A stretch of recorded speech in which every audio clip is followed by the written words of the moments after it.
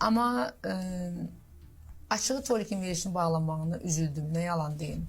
Yəni bilmirəm, indi sizin bu tamaşaçılarınız səhifənin altında mənə nə deyəcəklər, nə deməyəcəklər, heç o barədə düşünmək belə istəmirəm. Amma həqiqətən üzüldüm, çünki Tolik çox yaxşı insandır və dar günün dostudur. Ola bilər ki, onlar da bir-birlərinin düzgün başa düşmədilərmi deyim və mən düşünərdim ki, onlar elə o efirdə danışıb, sonra görüşüb hər şeyi yoluna qoyardılar.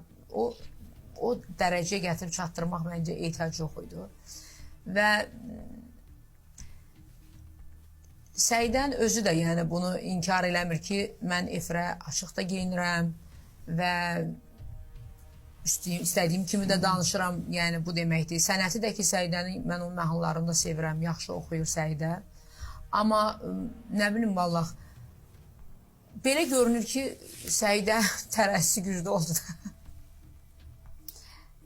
Məsələ burasındadır ki, yəni düzdür, bu utanc vericidir. Mən bunu ötən günlərdə verilişdə dedim ki, şəxsən mən çox utandım ki, Səidə Sultanın o səviyyədə danışığından sonra televiziyalarla bağlı hərəkətlənmə başladı.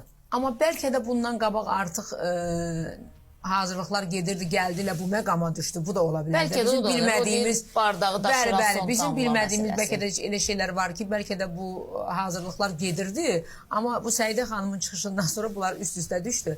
Amma yenə də mən düşünürəm ki, bilirsiniz necədir? Bax, siz Tolik həqiqətən də, axı Tolik jurnalist deyil.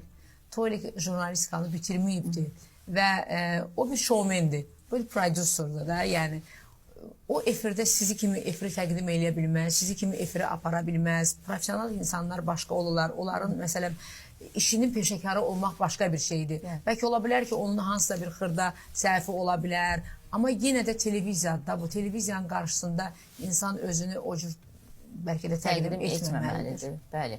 Çox təəssüf ki, bəzən hisslərimiz bizdən öncə danışır. Bəli, cilovlaya bilmirik. Və biz qalırıq onun kənarında. O dedim, Tolik sizlə dostluq, mən bunu bildirəm. İzləyicilərin məndən soruşduğu sualdır. Mən də sizdən soruşmaq istəyirəm. Müğənnilərin əksəriyyəti niyə ehtiyat edir ki, Tolikdən?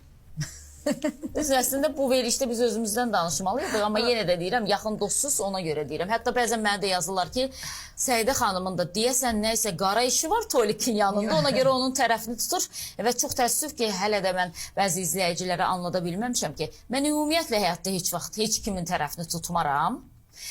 Mən sadəcə bildiyim şeyə düzgün şərh verirəm, bu qədər. Başqa mən heç nə demirəm, Tolikdən çörəyim gəlmir, suyum gəlmir. İkincidəki, mənim hələ ki heç kimin yanında səhv işim yoxdur, o ki qala Tolikin yanında. Çünki necə deyirlər, o deyir, əsəbləşəndə deyir, açaram sandığı, çəkərəm pambığı məsələsi.